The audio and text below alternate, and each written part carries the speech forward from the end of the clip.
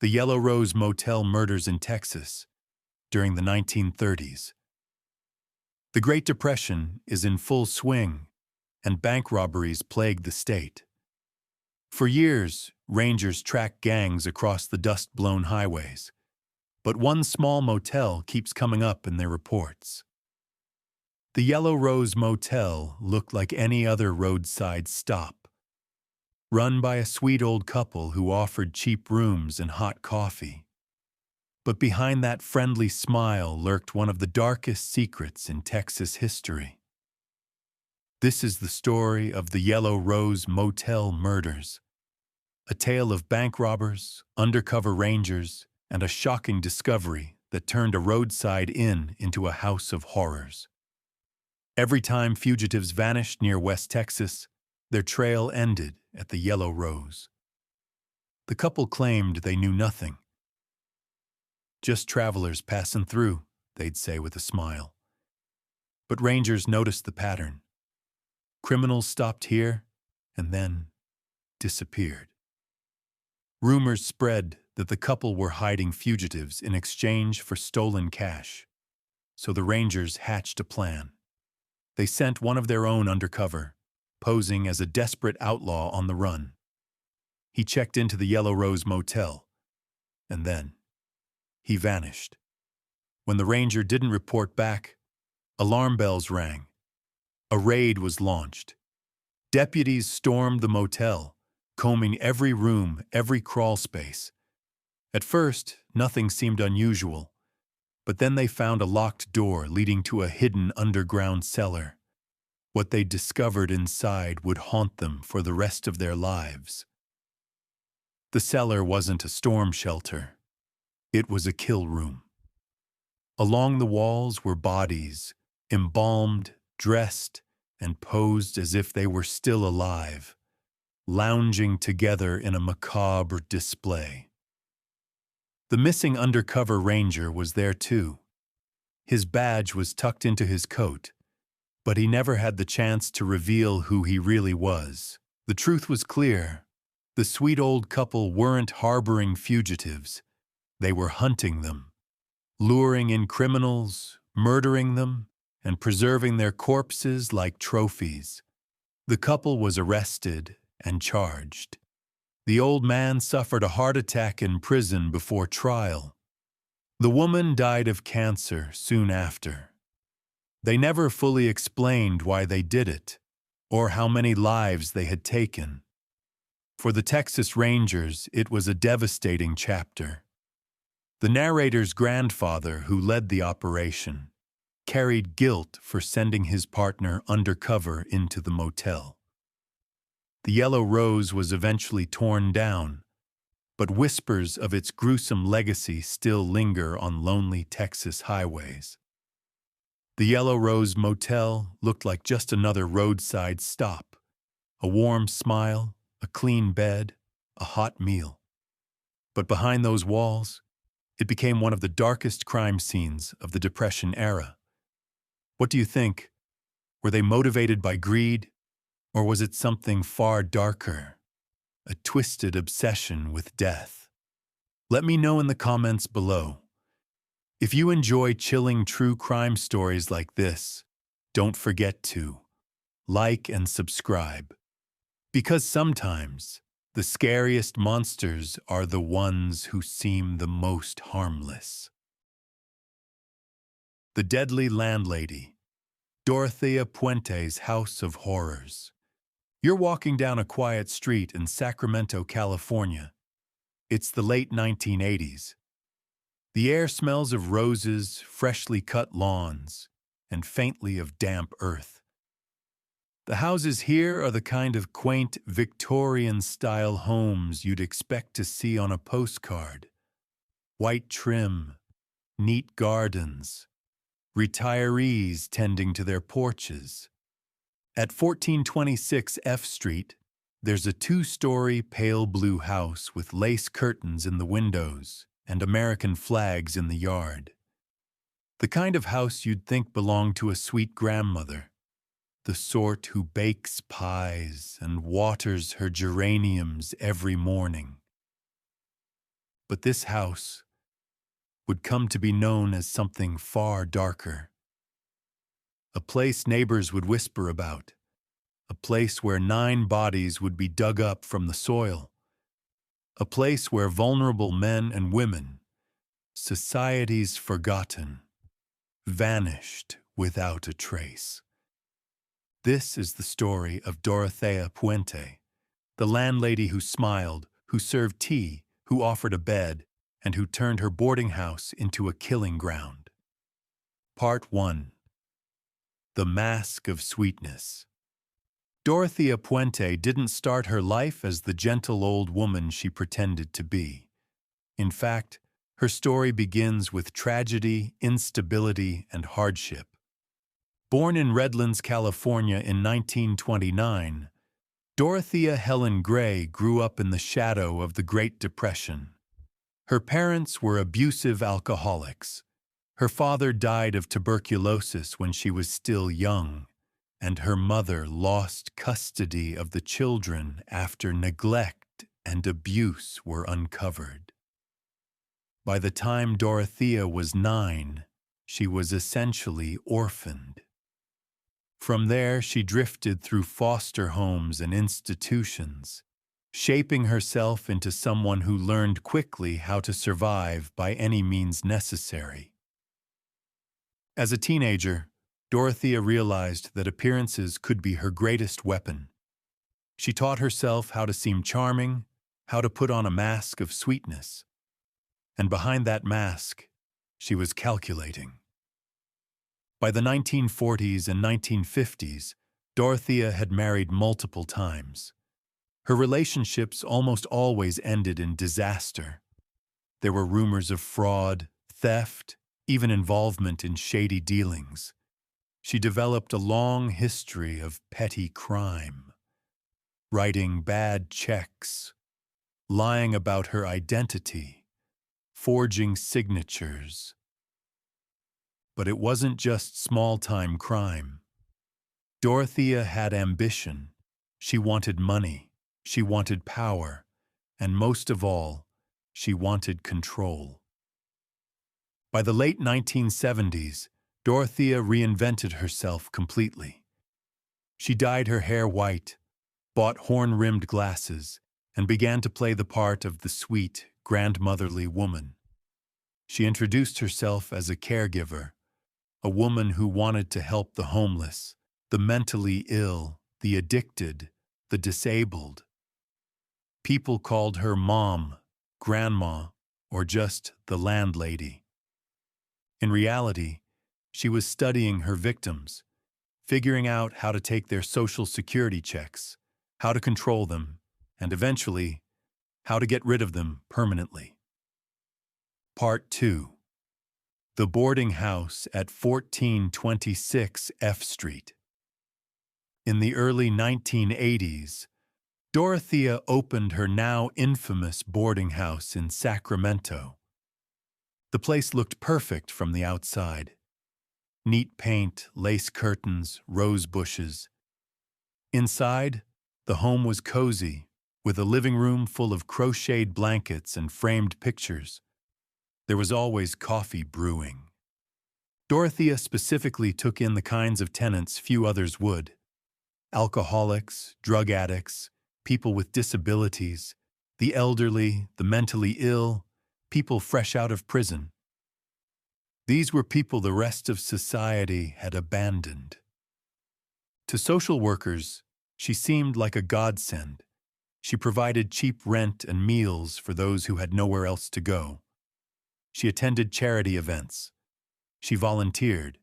She handed out food to the homeless. On paper, she was a saint. But behind closed doors, Dorothea was running a different operation. She insisted that all of her tenants sign over their government checks, Social Security, disability, or veterans benefits. Dorothea would manage their money, giving them only a small allowance. The rest, she kept. For many tenants, the home felt like a trap. Once inside, they had little control over their finances, their freedom, or their future.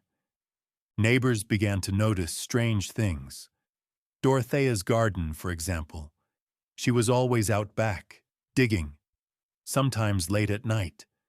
The soil was often freshly turned. She told neighbors she loved to garden, but oddly enough, she never seemed to plant much.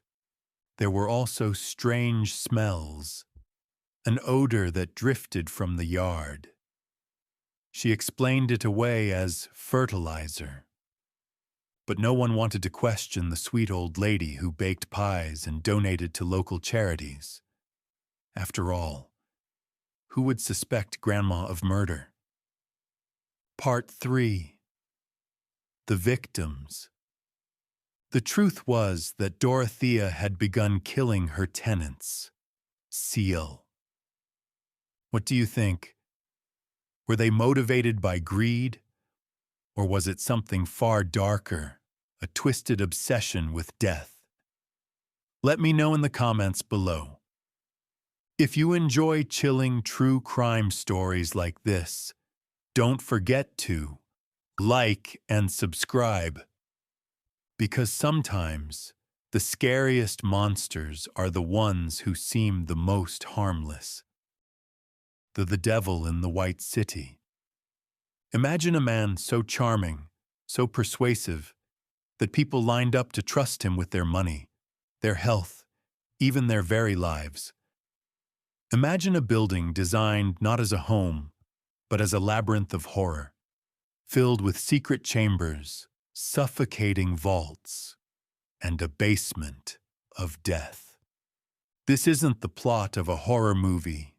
This isn't fiction. This happened.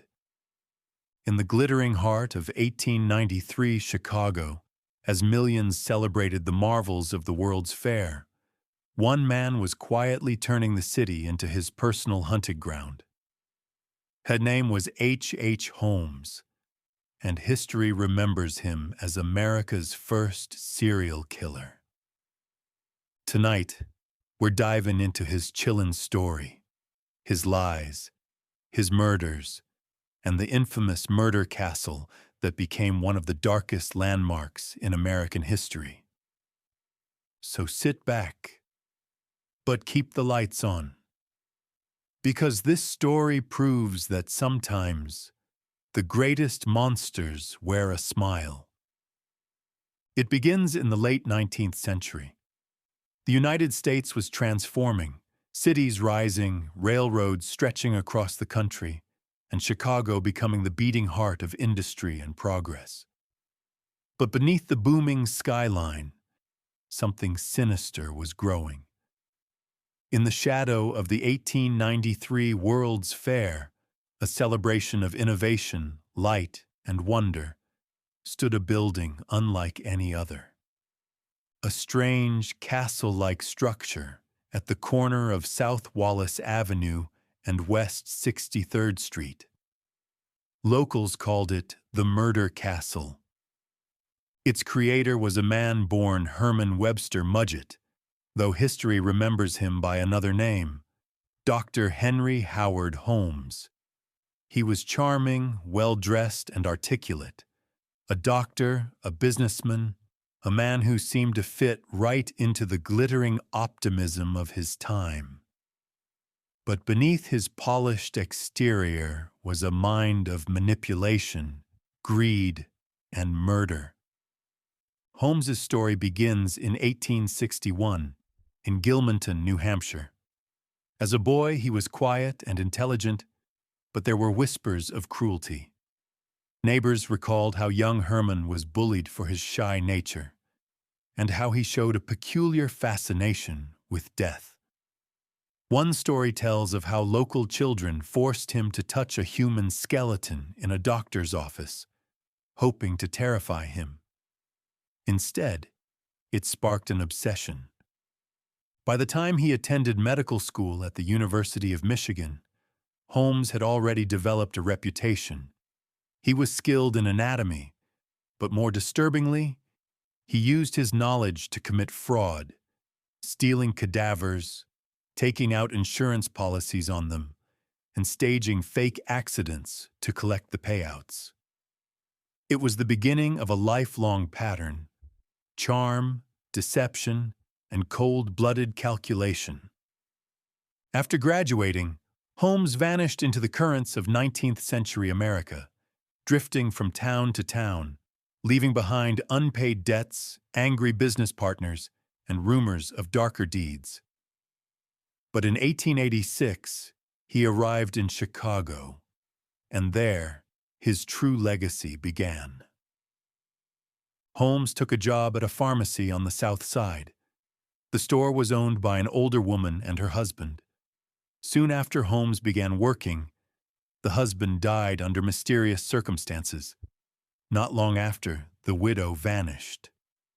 Holmes took control of the business, and across the street, he began constructing something much larger. A 3-story building that would go down in history as the Murder Castle. From the outside, it looked like a respectable mixed-use property. Shops on the ground floor, offices and apartments above. But the inside was a labyrinth designed with deadly precision. Staircases led to nowhere. Hallways twisted and dead-ended. Rooms were soundproofed, doors locked only from the outside, and hidden chutes led straight to the basement. In that basement, Holmes had installed vats of acid, quicklime pits, and a crematorium. To the untrained eye, it might look like a medical laboratory, but in reality, it was the perfect workshop for murder. When the World's Fair arrived in Chicago in 1893, Holmes saw his greatest opportunity. Millions of visitors flooded the city, many of them young women seeking work or adventure. Holmes, with his movie star looks and easy charm, presented himself as a wealthy doctor and entrepreneur. He offered women jobs, lodging, or romance. Many of them entered the Murder Castle. Few ever left. Holmes's methods were as varied as they were cruel. Some victims were locked in airtight vaults, slowly suffocating as he listened. Others were gassed in their rooms, their final moments unseen. Still others were killed outright, their bodies sent down the chute to the basement. There, Holmes would strip the flesh from their bones, selling skeletons to medical schools for profit. It was the perfect scheme. Victims vanished into thin air, their families often believing they had run away, eloped, or simply disappeared in the chaos of the World's Fair. And Holmes, always the con man, pocketed their money, jewelry, and even life insurance payouts. But like all criminal empires, Holmes's would not last forever. In 1894, suspicion began to close in. Holmes's downfall began not with murder, but with fraud. He had lured a fellow swindler, Benjamin Peitzel, into a life insurance scam. The plan was simple: fake Peitzel's death, collect the insurance, and split the money. But Holmes had no intention of splitting anything. Instead, he killed Peitzel for real, chloroforming him, then setting his body on fire. Even more chilling, Holmes took custody of Peitzel's 3 children under the pretense of caring for them. Instead, he led them on a nightmarish journey across the country, eventually murdering 2 of them and hiding their bodies. Holmes was finally arrested in Boston in 1894. Initially, the charges were fraud, but investigators soon uncovered something far more horrific. As the truth unraveled, the media descended on the story, fascinated and horrified. The Murder Castle was searched, and the findings stunned even hardened detectives. Secret passages, torture rooms, bones buried in quicklime, remains charred in the furnace. The press went wild. dubbing Holmes the Beast of Chicago and the Devil in the White City. During his trial, Holmes confessed to 27 murders, though some estimates suggest the number may have been as high as 200. His confessions were theatrical, contradictory, and at times written with a chilling pride. In one statement, he declared, "I was born with the devil in me. I could not help the fact that I was a murderer. No more than a poet can help the inspiration to sing." In May 1896, Holmes was executed by hanging in Philadelphia. Witnesses reported that even in death he seemed defiant. His body jerked and twitched at the end of the rope, refusing to die quickly. Some said it was as though the devil himself refused to let him go. Holmes's murder castle was later destroyed in a mysterious fire, though some say it was deliberately set to erase the horrors inside. Today, nothing remains of the building, but the legend lives on. The story of H. Holmes is more than just a tale of murder. It is a story about the dark side of human ambition. At a time when America was celebrating progress and innovation, Holmes built his empire on lies, greed, and blood. His castle stood as a monument to cruelty in the very city that was trying to showcase the best of mankind. Even now, over a century later, Holmes's name chills the imagination. He was not just a killer. He was a con man, a predator, and an architect of fear. He turned one of the world's greatest celebrations, the Chicago World's Fair, into his hunting ground. And though the murder castle has been reduced to ash and memory, its shadow lingers. It is a reminder that evil can hide in plain sight, that a smiling face and a kind word can mask the darkest intentions. H. Holmes, the Devil in the White City, remains one of America's most haunting figures. A man who proved that sometimes the greatest monsters are not the ones hiding under our beds, but the ones walking beside us. And that is the story of H. Holmes, the charming doctor, the master con man, and the devil who built a castle of death in the middle of Chicago. What do you think? Was Holmes truly a genius of evil, or just a man who got lucky exploiting the chaos of his time? Drop your thoughts in the comments below. I'd love to hear what you think. If you found this story chilling, don't forget to like this video, subscribe to the channel, and hit the bell icon so you never miss another dive into the darkest corners of history and true crime. Remember, evil doesn't always hide in the shadows. Sometimes it smiles right at you. 10 true scary stories that will send shivers down your spine. Nora Beata Timmons. The end of October is nearly upon us, which means only one thing here at Jezebel. Our scary story contest is coming to a close, and we're publishing the winning tales below. We were delighted and terrified, frankly, to read everyone's entries. This was a good year, and no, I'm not just saying that to flatter you. Our winning stories are a mix of the supernatural, the unexplainable, and perhaps the scariest of all, the very human. We've edited these for legibility and length, and they're attributed to the names your fellow readers posted them under.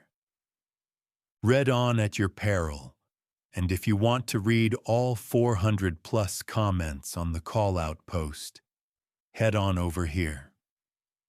Shortly after my son was born, my then-husband and I bought a 100-year-old house for our expanding family, which included the 3 of us and our medium-large dog. As someone who grew up afraid of the dark, after a strange incident with a neighbor boy looking in my windows as a child. I repeatedly had to tell myself that the creaks and thumps and sounds were normal for a house of that age, with old-growth trees that bumped the roof and scraped the windows at night, and noisy, radiant heat, and a back gate that wouldn't stay shut and clanked in the wind.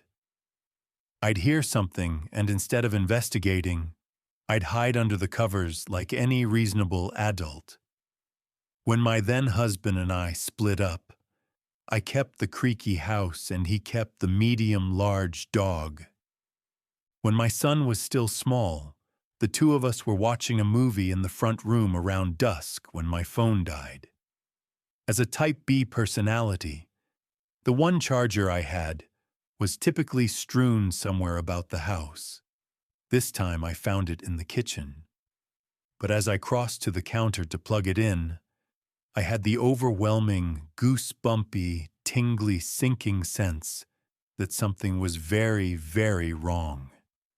I turned, and I realized that not only was the back gate open again, someone was sitting cross-legged in the yard, seemingly staring at the house. They had a hood and dark sunglasses, despite the fleeting light, and didn't move even when I stepped closer to the window to make sure I wasn't hallucinating. They remained eerily motionless when I was certain they could see me, and still even when I was pretty sure they could see that I had seen them. I quickly locked the back door, grabbed my phone and my charger, and headed into the dining room to my laptop, where I sent the first person I could see online a message that someone was sitting in my yard, staring at my house, and that my phone was dead, and to please call the police if they didn't hear from me in a few minutes. I assumed whoever was in the yard would leave once sighted, but nevertheless waited on tenterhooks, impatiently staring at my still useless phone. After an awkward conversation with my son about why we weren't going to the kitchen to get a glass of water, it finally lit up and I was able to call 911. I tried to calmly explain to the dispatcher that I was sure the person was gone, but begged that they please send an officer to check my yard, as the motionless staring was unsettling at best. Keeping me on the phone, she asked if I could look out a window without being seen to verify, as well as check the locked door. I awkwardly crept as stealthily as I could toward the kitchen, slowly realizing that while the back door was locked, it also had a very clearly too large dog door with no functioning way to block it. Panicking, I stood slightly in an attempt to scan the yard and came face to face with a hood and sunglasses staring down at me through the window. At this point, I was incoherent as the dispatcher urged me to grab my son and hightail it to a locked room. I dart back to him and explain we need to go, now. And as I pick him up, I hear the clear and unmistakable sound of the dog door slowly swinging open. I abandoned the house, leaving the front door wide open, and dashed across the street to pound on my neighbor's door. Once inside, they kindly paused their dinner party to distract my son, while I stared across the street and messily sobbed about our very indoor cat we left behind. Not long after the officers arrived, they came through the side gate with hood and sunglasses in tow. They'd apprehended her calmly sitting on my back step, her arm lazily, purposefully swinging in and out of the dog door. I boarded the dog door shut that night, but we moved shortly thereafter, as I was never quite sure after that if all the nighttime knocks and bumps and open gates I'd been hearing were actually just the old house. My cousin was shot and killed in the late 90s. He was very young, only 21, a victim of mistaken identity. He and I got along well, and I loved him, of course, but we weren't particularly close. So when I started dreaming of him constantly, it was unnerving and very draining. Years passed. I got married, had a son, moved a couple of times, but I'd still have very lucid dreams of him. It was exhausting. One afternoon, I fell asleep on the couch in our living room while my son played quietly on the floor. My husband had night school, so he didn't get home until 9 or so it was just our son and I that were home. At some point, I realized my son had stopped playing. We just stared at each other. There was a strange sort of tension in the air. While I napped, I had one of those very lucid dreams. I was as I was, napping on the couch, but knew he was approaching our house. I knew in the dream that he was dead. The knowledge filled me with a paralyzing feeling of dread. I couldn't move and was very afraid as he walked up our driveway. I could see his shadow walking past the front windows, saw his silhouette through the frosted glass of our front door. In my dream, my son, only a toddler, saw him and stood up and began to approach the door. I couldn't call out to him, warn him away. My son babbled, and my cousin cocked his head at the sound. Somehow I was able to move, and I enveloped my son in my arms and silently pleaded with my cousin. "I'm so sorry, Stephen, but please, please, I can't. Please go, please just go." I saw his shoulders slump and he turned away. I felt terrible, but the fear would not let up.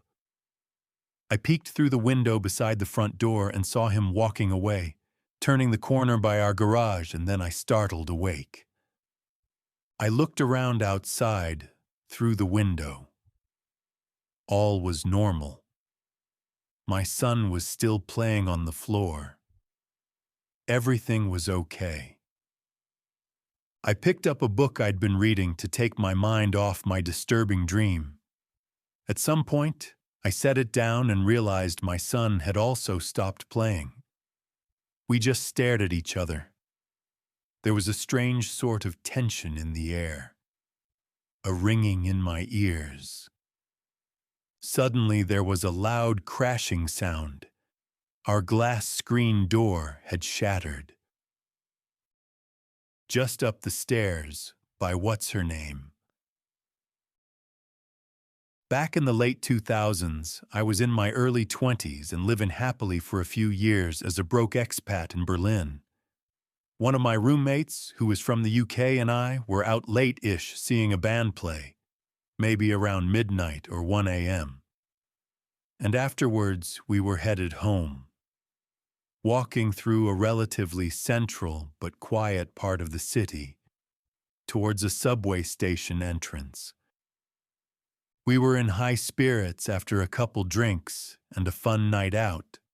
Not too drunk, just a little tipsy. And we were laughing and chatting, probably somewhat loudly, as we headed arm in arm towards the subway entrance, which was ahead of us down at the far end of a long, quiet street. It was late October/early November, and still warm enough for it to feel nice to walk outside, and the misty air hung in yellow halos under the streetlights. Just as a little gust of wind blew some leaves across the pavement in front of us, we both became aware of a figure walking ahead of us in the mist. From the back, it appeared to be an older woman, stooped over, carrying bags in each hand, and walking with a very pronounced limp, sort of dragging one of her legs along behind her.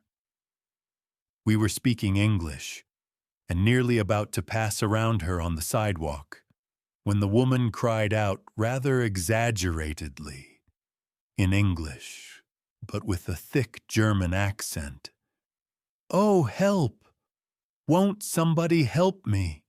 She didn't sound frightened or worried so much as deeply demanding, and her tone of voice suggested she expected to be helped. My roommate tried to keep us moving ahead past her, but I softened and slowed down my pace, because after all, this was an elderly woman carrying bags late at night, and she clearly couldn't walk very well. I asked her what she needed help with, and she said, "It's my leg. Help me carry the bags. I live just over there." And she nodded towards an apartment building entryway a half a block up the street. My inner Good Samaritan instincts kicked in, and I responded automatically. "Oh, of course we'll help you." My roommate seemed decidedly less enthused for some reason, but begrudgingly followed me as we each grabbed one of the woman's bags and carted them to the doorstep up the street. As the woman's face came into sharper relief underneath a nearby streetlight, I realized that she looked exactly like a witch out of a German fairy tale. Bent posture, a large wart on her nose, grayish-white straggly hair, and she was wearing dark wool clothing with a hood. I was honestly taken aback by her appearance, and nearly gasped out loud. But again, wanting to be polite, I pushed this to the back of my mind. "Who cares what she looks like?" I told myself. "She's just an elderly lady who needs our help."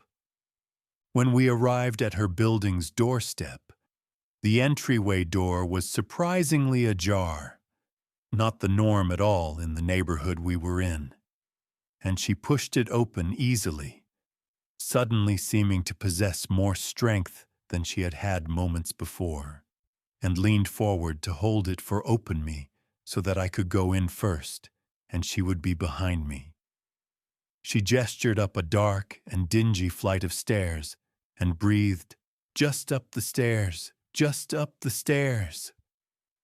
I froze in my tracks for a second in the doorway, as my tipsy 23-year-old brain tried to puzzle it out.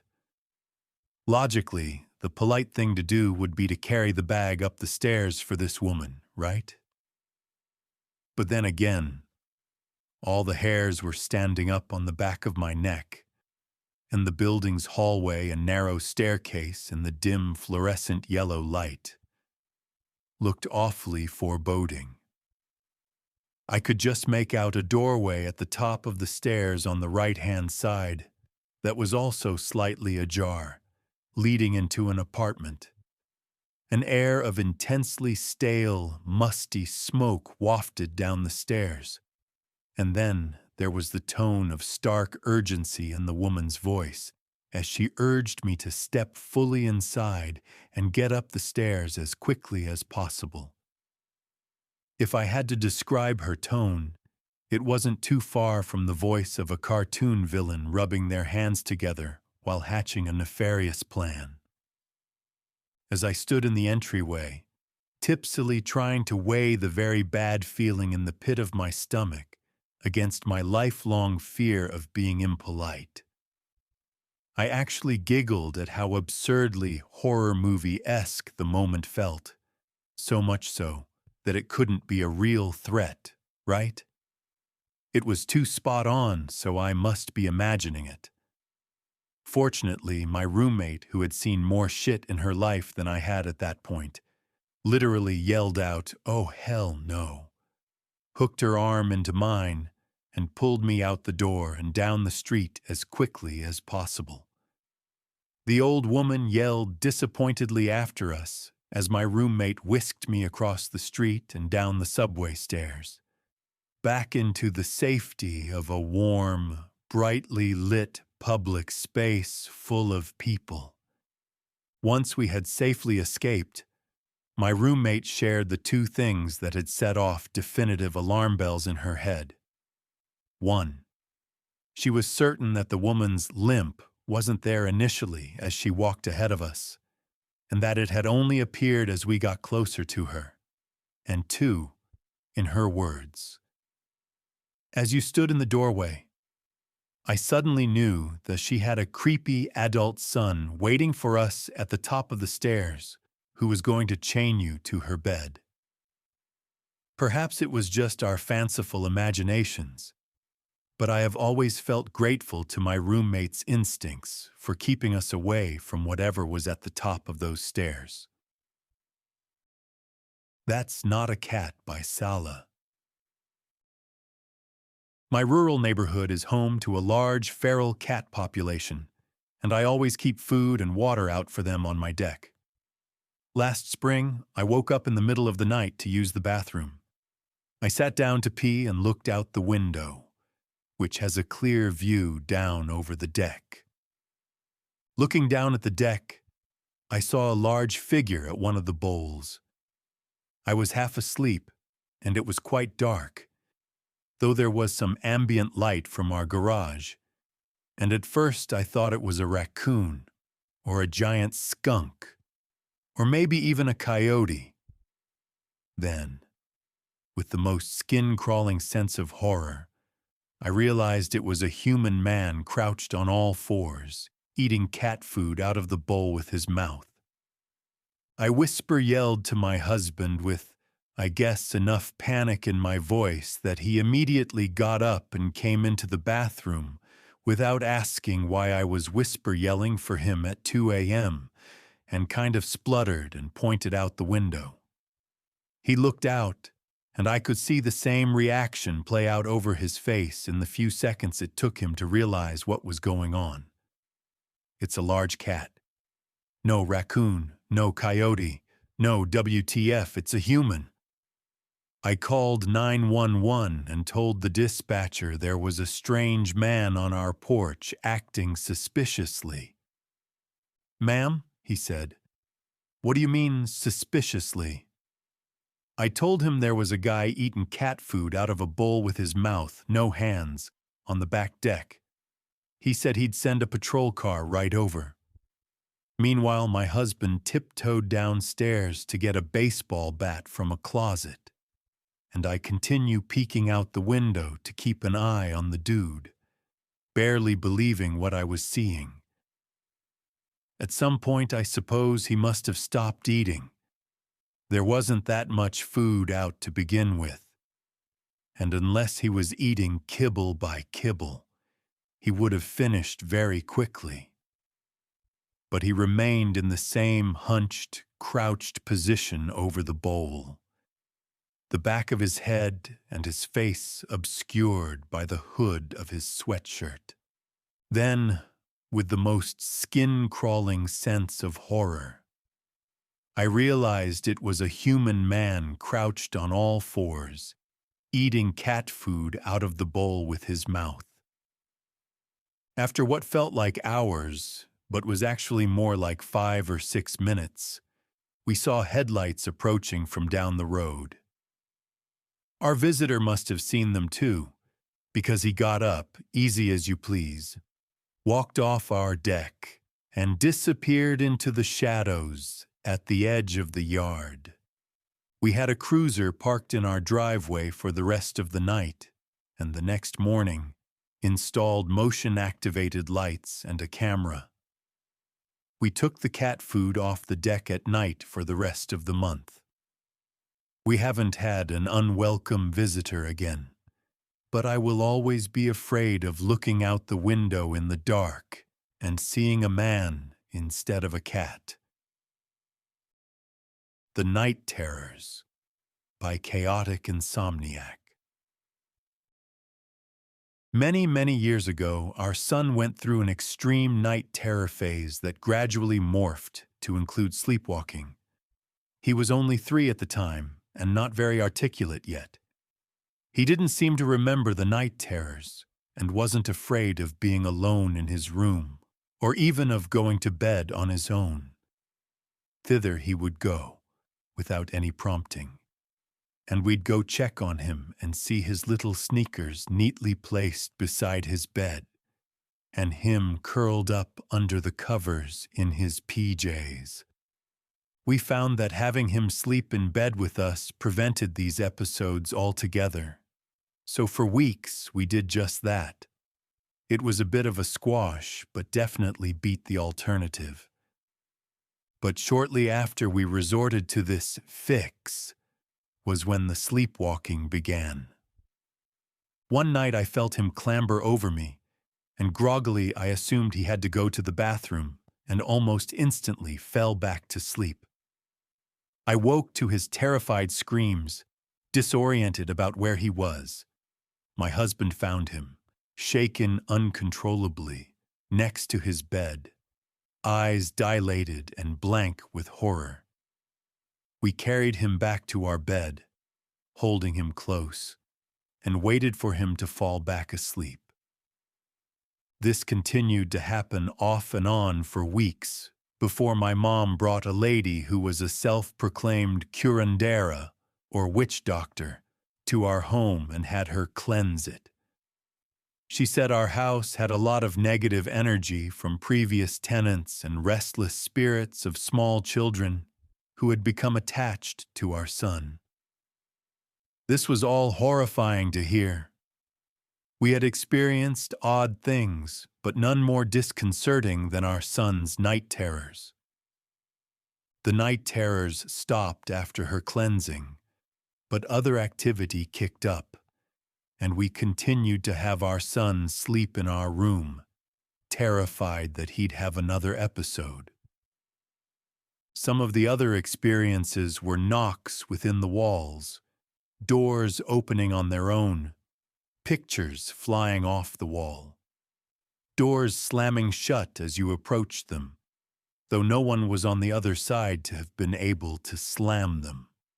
We once experienced seeing the shadow of a person, a man, walking around the house, but when we peeked outside, there was no one there.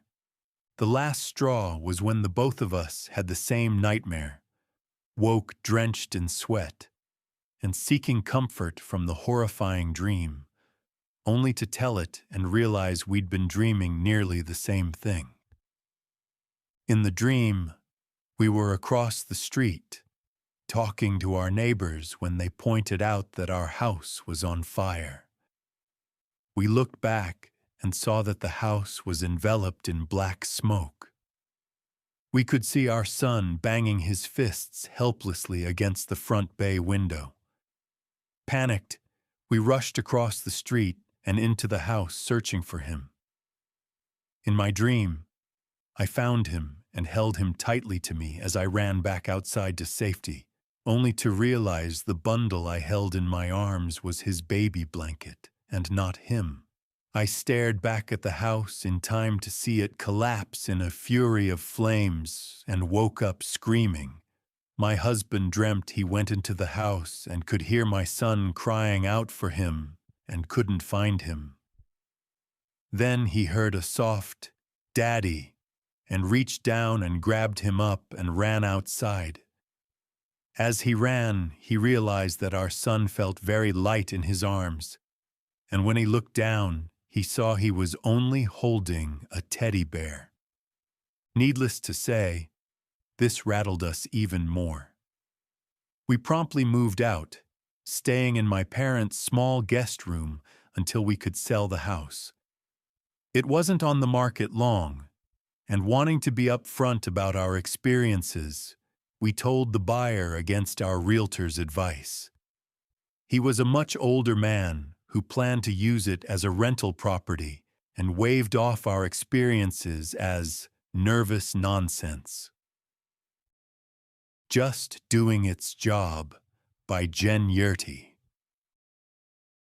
This was a decade ago now, at a very difficult time in my life. I had moved to Northern California from the Pacific Northwest for grad school, living in a shitty studio provided by the school with too much stuff in it. No real chance to make friends yet. Unemployed for the first time in my adult life. Living off what I could scrounge from odd jobs. I had acute PTSD that I believed at that time was going to kill me. I had been suicidal for years before this, and that made it worse. On the afternoon this happened, I was laying in my bed on my side, facing away from the wall, with the one window above my head. California sunshine, sounds of campus outside. I was drifting in and out of a nap when the previously warm and brightly lit room went cool, silent, and dark. Weird, but maybe a lull in traffic, a cloud over the late afternoon sun. But soon I felt more, then saw a black shadow behind me. Almost as soon as I sensed the being, I don't know what else to call it, I felt it try to enter me and felt the most pain I've ever experienced. This wasn't sexual at all. Instead, it felt like the black shadow was trying to float into my body, to possess it, or just to satisfy its curiosity. I have no idea. But it hurt so badly, like every cell on my body was on fire. I didn't dare turn around. I didn't think I could face what I'd see, and I didn't know anything else I could do to stop it. Because it felt imperative to stop it, my whole body was screaming. I could even feel my face form a scream, but nothing came out. The only thing I could think of to do was to just tighten every bone, muscle, tendon, cell in my body and try to force it out, or at least stop its progress. So that's what I did, and it kind of worked. At least that pushing through feeling stopped for a second. It started up again, and I tightened even further, my body in so much pain from the intrusion that the tightening was almost a relief. And it stopped again. I became aware that I had a sense of a silent emotional response from the being as I relaxed a bit and it attempted to intrude once more, but more tentatively this time. I tightened once again, and I felt this sense of confusion from the being as they withdrew their hand, body, from mine. They were genuinely confused and somewhat concerned about why I was doing this, why I wasn't allowing them in. Something wasn't going according to what they had planned or expected. I saw a shadowy part of them pass over me out of the corner of my eye. They seemed to be moving over my body, checking it out. I could feel their presence above my skin and get a sense of the size of them. They were just this cloud of black, darker in some parts, but almost see-through in others. They tried one last time, just a tendril. But I knew what worked at this point and tightened again, and the being withdrew their tendril and disappeared. The room was suddenly light again. I could hear sound outside just like before, but I still didn't dare move for quite some time after, terrified it would come back. It never did. But I still didn't sleep for weeks. I still struggled to lay down for a nap. What if it comes back? I don't know what it was or what it wanted. I spent many of those sleepless nights searching online, but got nowhere. It's honestly hard to get good results when you Google dark, shadowy thing tried to enter me alien ghost, as it turns out. It seemed like most people would think it was sleep paralysis or hypnagogic hallucinations, but I've read about all of those, and it doesn't fit what I felt. I could move enough to tighten. I could feel my face make expressions. I could move my eyes, and I could feel its emotions, which felt very simple, with no malice at all. Like it didn't want to hurt me, and it was really puzzled that it realized or suspected it had. It seemed like the being expected me to be asleep and this is what it really felt like, dead. I don't know if one of my suicide attempts that year wasn't supposed to have been survived, and I got on some sort of list, but got spared somehow. Or maybe someone a few apartments over was a few minutes late to their final exit because their ride was delayed by me, or if it was an alien of some kind. It definitely did not feel human in any way. I truly hope I'll never meet it again, until it's my time to go. But I honestly wish it well. It scared the absolute crap out of me, but I really don't think it meant to. Its actions, whatever they were meant to do, felt remarkably simple and neutral. Like it was just doing a job and corrected its mistake when it realized it. The job was just possession. The Kayaking Trip by Marge, 6786. 4 years ago, my husband and I took an anniversary trip to the Upper Peninsula in Michigan. It was early-ish pandemic days, and the opportunity to be free of the tornado of constant home work, parenting a toddler, was as great as the lakes we'd hoped to explore. We split the trip into 2 parts. 1 part outdoorsy, 1 part relaxation. We started out kayak camping on Lake Superior, just off Pictured Rock's National Lakeshore. We had a remote campsite out on Grand Island that we would paddle to in our sport-level inflatable kayak, carrying all our food and gear for 2 nights. The paddle to the campsite had been challenging, but doable. We were medium-level kayakers, so after about 3 hours of travel with some poking around the island mixed in, we were very ready to settle in. The campsite itself was stunning. It faced a large bay that then opened out onto Lake Superior, beautifully framing the horizon in a way that felt almost fake. Off in the distance, you could barely make out the edge of Pictured Rocks. The wolves howled and laughed throughout the night as we sat around the fire, the woods around us lit only by glow lichen. After a beautiful first night, we woke up with the shining sun to enjoy the view, shake off the boxed wine hangover, and drink coffee before heading out to adventure. We made a loose plan to kayak towards Pictured Rocks, which involved a short, open-water crossing that was potentially treacherous, but worth it to get to where we wanted to go. To our surprise, we nailed the open-water crossing in a little over an hour. It was challenging, but the famous Lake Superior waves proved manageable, and our arms withstood the power of the current. We spent the rest of the day poking along the coastline, taking in the breathtaking rock formations and arches, soaking up the sunshine, and stopping at various beaches for exploration and snacks. At around 3 p.m., we decided to head back to the campsite to get settled in for the evening. As we stood on the beach plotting our way back, we noticed that the rental kayak bros were busy hauling all the kayaks up to a shelter. We figured since it was late September, they were likely closing early due to a light, end-of-season day. The tourists had also slowly trickled away, and we were left mostly alone. There were 2 options for heading back. The first was to go back the way we came along the coastline, and then repeating the same open-water crossing we had done that morning.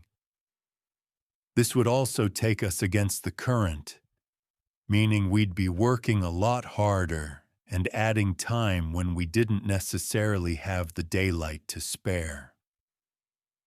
The second option was to take a straight line through a much larger open-water crossing back to the island, which we could see plain as day ahead of us. It would be a much shorter and direct route. In our eagerness to get back to camp and still feeling ourselves over how well we'd been doing, we chose option 2. We started out, and were feeling strong as we paddled along. The waves were picking up a bit, but that was to be expected once we got to the open water. We took a quick break and finished up the last of our snacks, confident that we would be back to camp in an hour or two to refuel our bodies. We'd been at it for probably an hour, and the weather was turning. The sun disappeared, and the clouds began to spit rain. Or was that mist from the waves that were gradually splashing higher and higher around us? The wind had picked up to a steady clip right into our faces. The water was cold. I can't pinpoint exactly when I realized we weren't moving forward anymore, but I remember looking over at the rocky coastline far to my left and realizing the particular rock that I'd been tracking for a while had not moved even a little. It was still in the same spot it had been the last time I looked at it, and the time before. We were silent, neither of our stubborn asses ready to admit that we may have gotten in way over our heads. We plowed on. Another hour passed. Or was it 2? The minutes really did turn into hours as we kept paddling and paddling forward and getting seemingly nowhere. I was positioned in the front of the kayak, trying to keep us moving as much as I could. But the wind had other ideas. I scanned every direction, and there was nowhere to go that would allow for a safe landing. There was a rock wall on one side and thick brush on the other, both options very far in the distance. There was not another boat in sight. My husband pulled out his phone but had absolutely no signal. We kept paddling. My husband was in the back, working his hardest to steer us in a straight line. At one point, he shouted to me over the din of wind and spray, "Give me your water bottle." I obliged without question, and turned enough to see him open it up and dump its contents into the lake. "What the fuck are you doing?" I screamed, my survivalist instinct to ration our water having kicked in somewhere along the line. I then saw why he needed it. He was sitting in about 6 inches of water.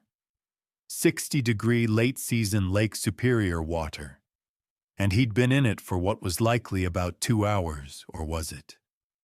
Since he was heavier than me, it had all pooled around his end and I hadn't noticed it. He started to use my empty water bottle to try and bail out the kayak, while simultaneously paddling to keep us in a straight line. Unsurprisingly, this did not work. He chose paddling over bailing out, and we continued on. Again, we fell silent as we bore down. We just kept paddling and paddling. The waves got higher and higher, white caps sprawling out in front of us like an obstacle course we had to win in order to get to safety. My arms were absolutely on fire, and my back ached from hunching forward. I didn't know how much more I could handle. Resting wasn't an option.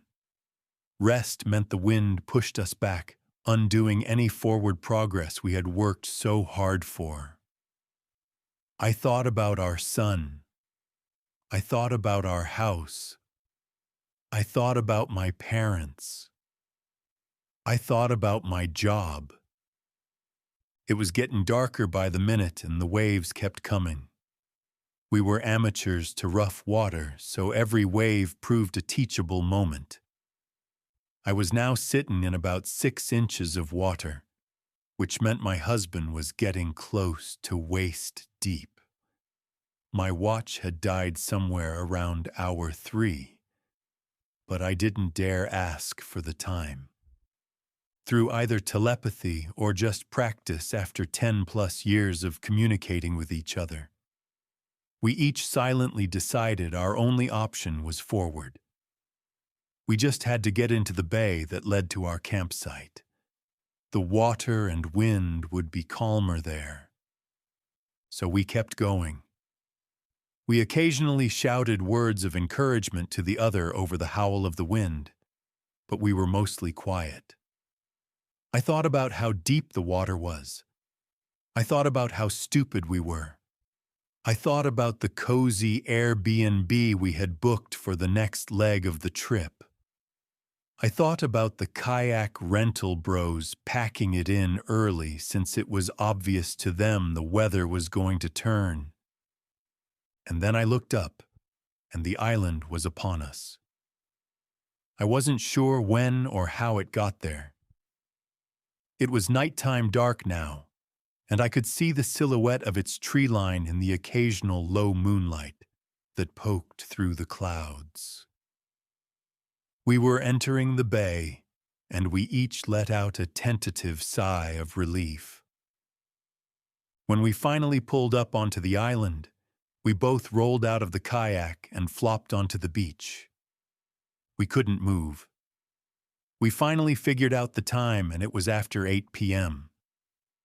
The whole thing had taken over 5 hours. We had made it. But it didn't feel like a victory. We had fucked with Mother Nature, and she had damn well almost won. It wasn't until this moment that we realized we were bordering hypothermic. Each of us were shaking uncontrollably and making little sense as we blabbered to each other and tried to address our many needs.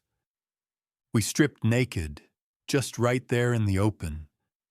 We found blankets and mustered a little fire. We ate whatever we could get our hands on and drank water, then boxed wine. And we recapped what turned out to be the dumbest decision we had made in the 11 years we had been a duo. We spent the rest of the night figuring out how to get off the island in the morning. We both had kayak PTSD and had no desire to make the trip back any longer than it needed to be.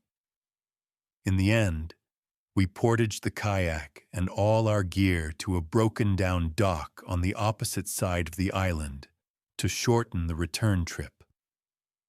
When we finally got back to the car on the mainland, I cried. For days after, whenever I sat still, I could feel the waves of Lake Superior tossing me around. And with that phantom up and down, back and forth came that feeling of hopelessness. The feeling that I was powerless against the forces of nature. One does not mess with the big lake they call Gitche Gumi. We celebrated our next anniversary at a nice hotel here at home. We have not been kayaking together since. The Neighbor, by a good band name. This story didn't exist even 3 days ago. I've made a burner account specifically to talk about it since it is still an ongoing investigation. I am also going to use pseudonyms and keep this story more vague so that it remains anonymous. I just can't stop thinking about it. It's devouring me. I live in a large, wealthy metropolitan area in a newer-built mid-rise condo. The majority of residents skew midlife or older and are uniformly white-collar professionals or retired. That is to say, this is a very nice building in a very nice neighborhood. Monday after work, I got off the elevator and was hit with a smell. I got to my condo and told my spouse Taylor that either somebody had overcooked Brussels sprouts or somebody had died. Taylor ran errands Tuesday and confirmed that it certainly doesn't smell right in the hallway, that's for sure. I don't know what a dead body smells like, and that seems terrifically unlikely, so we go on about our lives. There was a cold, rainy snap this past week, and the smell kind of comes and goes, but it felt like it should be a rude thing to complain about to management. We just ignored it and knew it'd go away like every other burnt meal somebody made. Saturday was sunny and warm. Taylor was doing minor work in our unit, so they are back and forth all morning between our unit and the courtyard on a lower floor. The first time they come back, they say, "That smell is back and it's worse." We both half-jokingly muse about how it's a body. The second time they come back, I hear voices in the hallway when they open our door. Our building is usually very quiet, so I ask if someone is finally having a party. There's a group of neighbors going around to all the units in our hall to see where the smell is coming from. Somebody on the floor below tried to show a unit today, and the smell when they opened their door was so bad they couldn't go in. Do they think it's a body? Yeah, that's the consensus.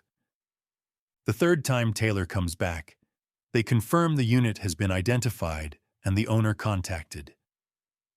Riley, an HOA board member, is fetching the set of spare keys for the unit, 3 doors down from ours, smack between us and the elevator. There are more people in the hallway. Then all hell breaks loose. Suddenly the smell is 10 times worse and unbearable when Taylor opens our door to the hall. Everyone in the hall is now wearing N95s or covering their faces some other way. Taylor talks to Riley, who just went into the unit and saw enough to confirm the authorities need to be called before they got back out and shut the door. Taylor asked if it was, in fact, a body. Riley confirms, visibly shaken. We've been smelling corpse odor all week. The body had been rotting there, right in our densely populated building. Every time someone opens that unit door, the smell floods out.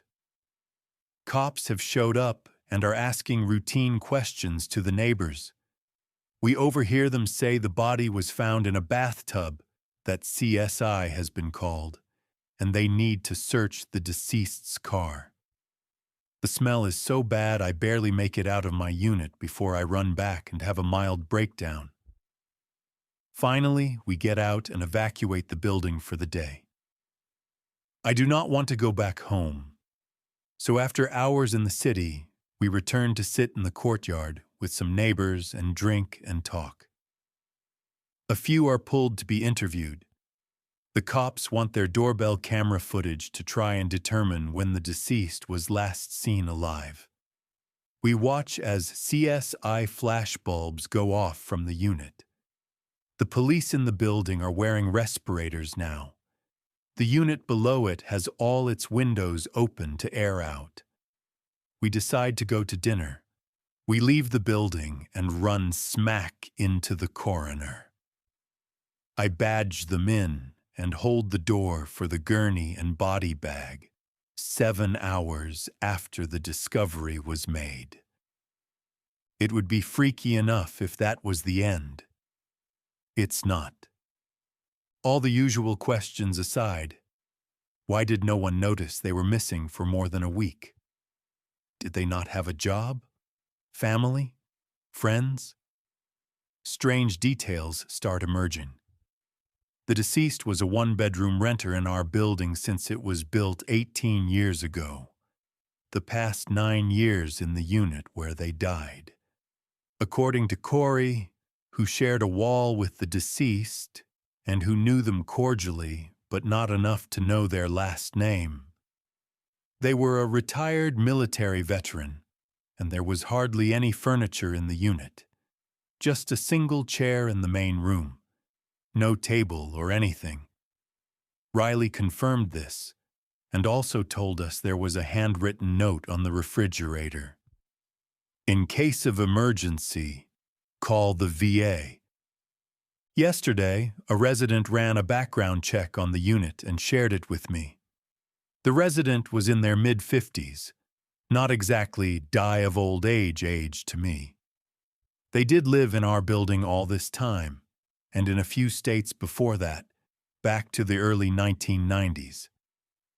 But all the known associations are people who live in states far away. In fact, none are even remotely in our area. Their LinkedIn is sparse, though it does show current employment that we assume is out of date, as Corey believed they were fully retired, and a military history.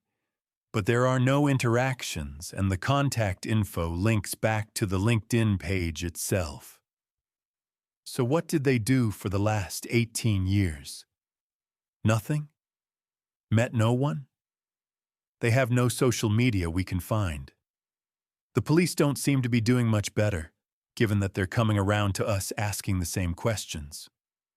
What's more, our building is undergoing construction, and we currently have a fire marshal on duty 24/7 who periodically makes rounds on all the floors. In all my time here, we have never had 24/7 guards of any kind. And for them to be on duty when there's a death of unknown time and origin strikes me as odd. With more eyes on the place, you'd think they would have seen something. But I guess none of them ever saw him or noticed a smell. But then it got really freaky. On Sunday, a full-on trail of blood showed up leading from the main lobby into the elevator and onto our floor. It surely can't be from the corpse that left the day before. And again, the fire marshal who sits by the door seems to have missed whoever was bleeding all over the place coming in from outside.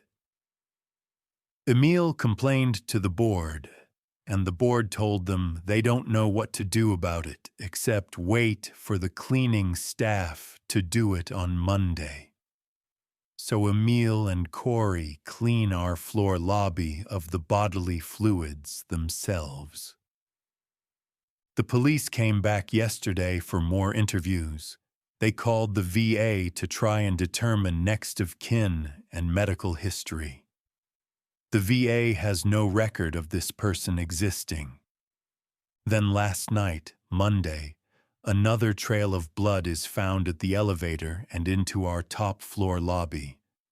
The board president sends a building-wide email asking people to please clean up after themselves, or they will pull the security footage, which is likely already happening, given the suspicious death.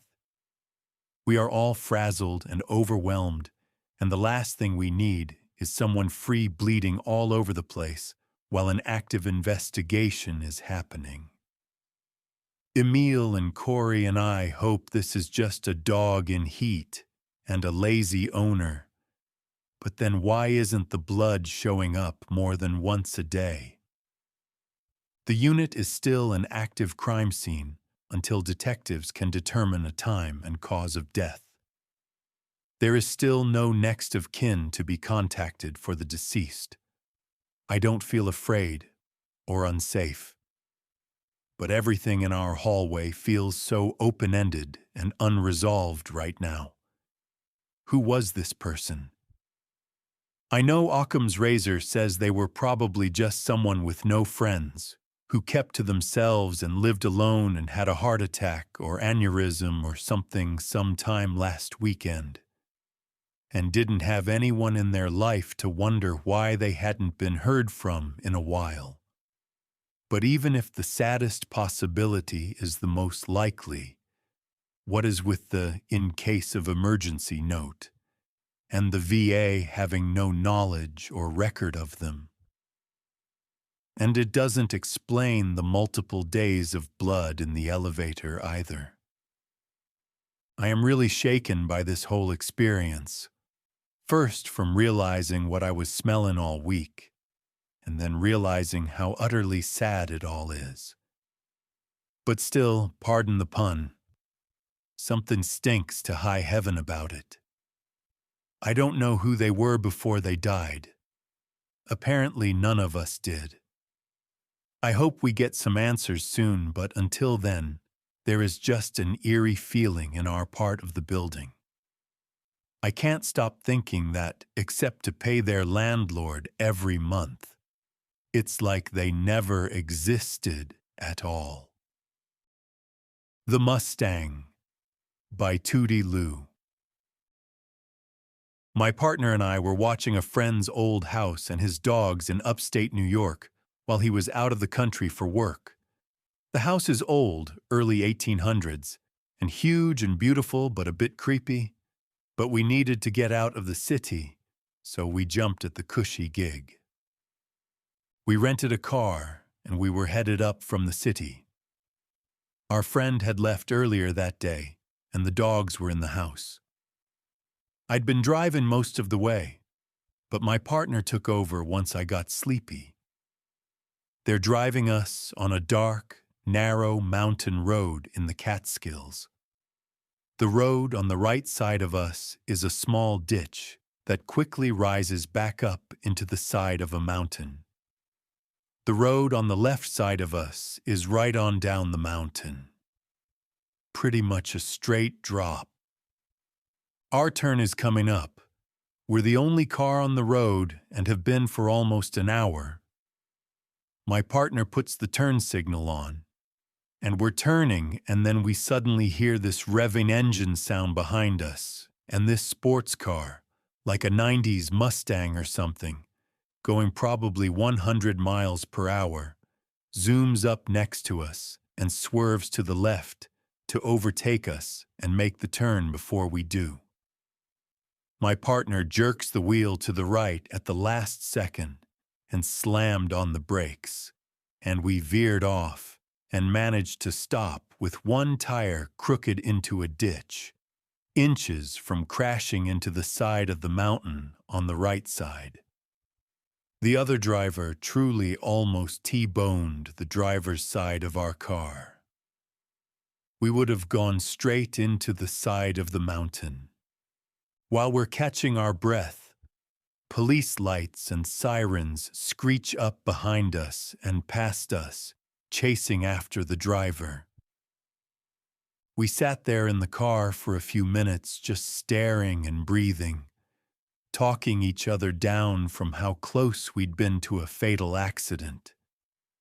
We had both felt the rush of wind speed coming off that car. What would have been the impact force of it hitting us? Hate cops, but we hoped the cop would catch them down the road, because we'd never seen or felt someone driving that crazy. After we cooled down, we scooted back onto the road, driving the last few miles towards our friend's house, and as we're going, a second cop car flies by, and then a third. We're thinking, holy shit, what is this? We're about a half mile from our friend's house when we see all 3 cop cars have pulled someone over. Great. They got him. But when we approached, we saw it was a giant pickup truck, not the Mustang that had nearly killed us. We slowed down and passed on the left. The driver of the truck looked really freaked out. We're staring at him because we're thinking, how could they mistake a truck for that Mustang? They got the wrong guy.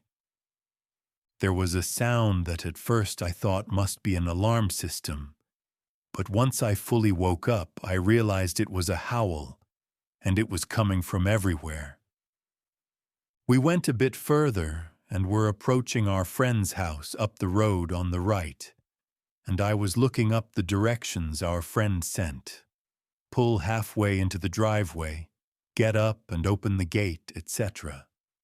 So we slowed down to open the gate and turn into the driveway. And just as we slowed down to pull in on the other side of the road, parked, we saw the Mustang. It was sitting right in front of our friend's house on the road, with the door open, and there was a person in it. I panicked and barked at my partner to not slow down, to keep driving, because for a second I had this thought.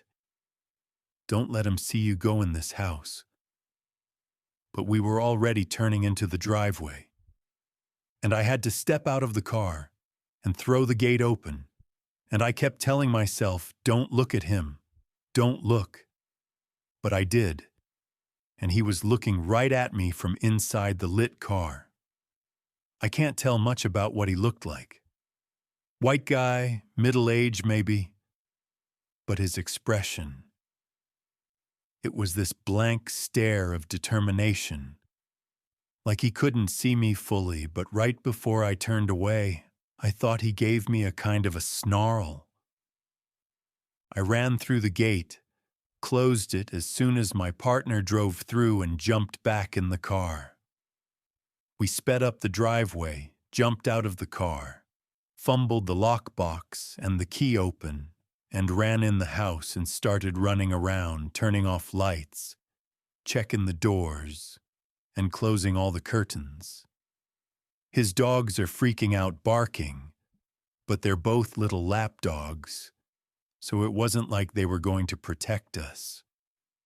We got all the lights off and each grabbed a dog and huddled by the front window, looking out the side of the curtain. The car was still there, the door still open. We could still see his shape sitting in the lit car across from the bottom of the driveway. And the thing about this gate to the driveway, it doesn't lock. It's just a little wooden country gate with a drop latch. He could easily come up to the house. We watched the light in the car at the bottom of the hill from the window for maybe 2 hours.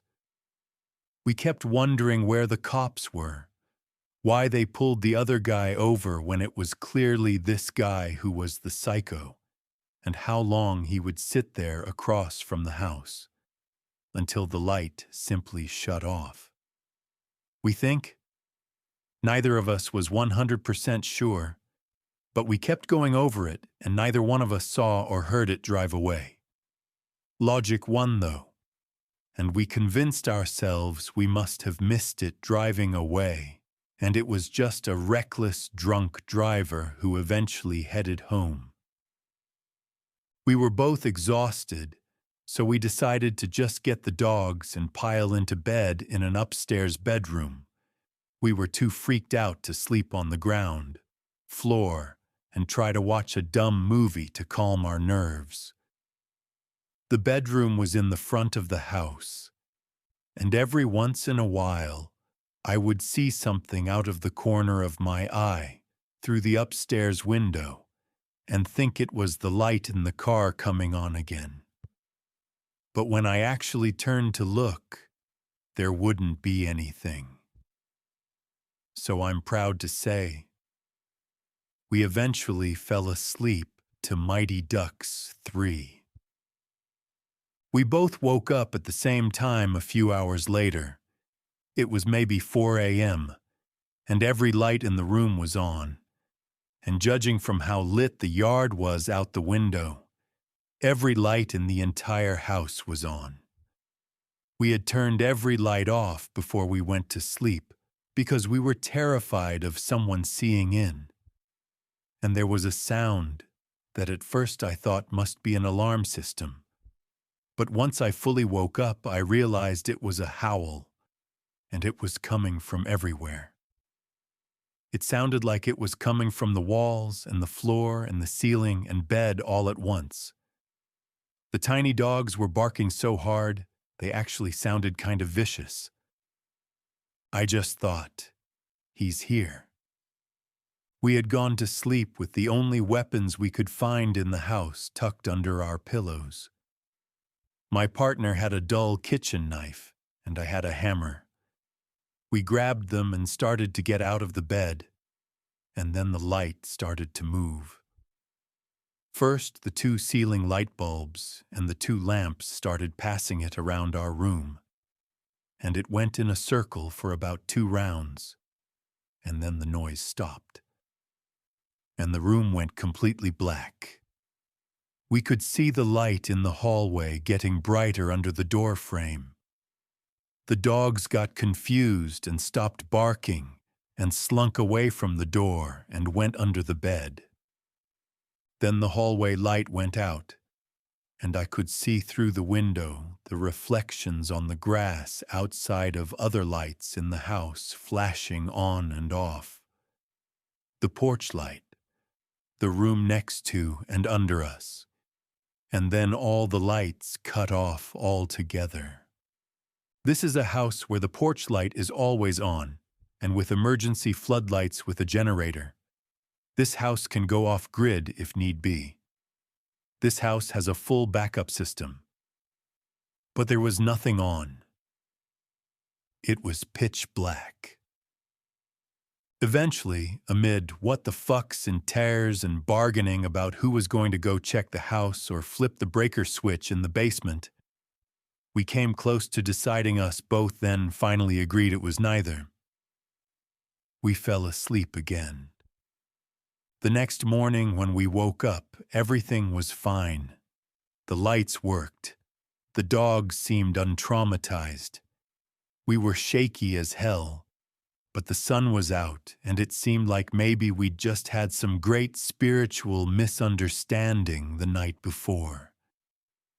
We wondered if it was collective hysteria from almost being in a wreck and being stressed from being in the city, and we felt dumb about our kitchen weapons. It was when we went into town to get coffee and groceries that we heard some people talking about a wreck. The night before, the guy in the Mustang had tried to pass the guy in the truck about 100 yards back down the road, where we saw the truck guy pulled over. The Mustang guy had gotten too close to the edge and drove off the mountain and died. Were there two Mustangs? Or was it a similar-looking car? Did we imagine it? We had another week and a half in that house, and we slept with all the lights on, the hammer, the dumb knife, and both dogs every single night. I still haven't told my friend.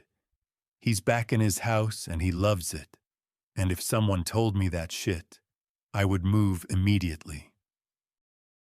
Too Cold by Yael Cohen. I know that what I'm about to tell you sounds like a classic spooky story trope, but it truly happened, and to this day my husband and I still can't figure out what we saw that night.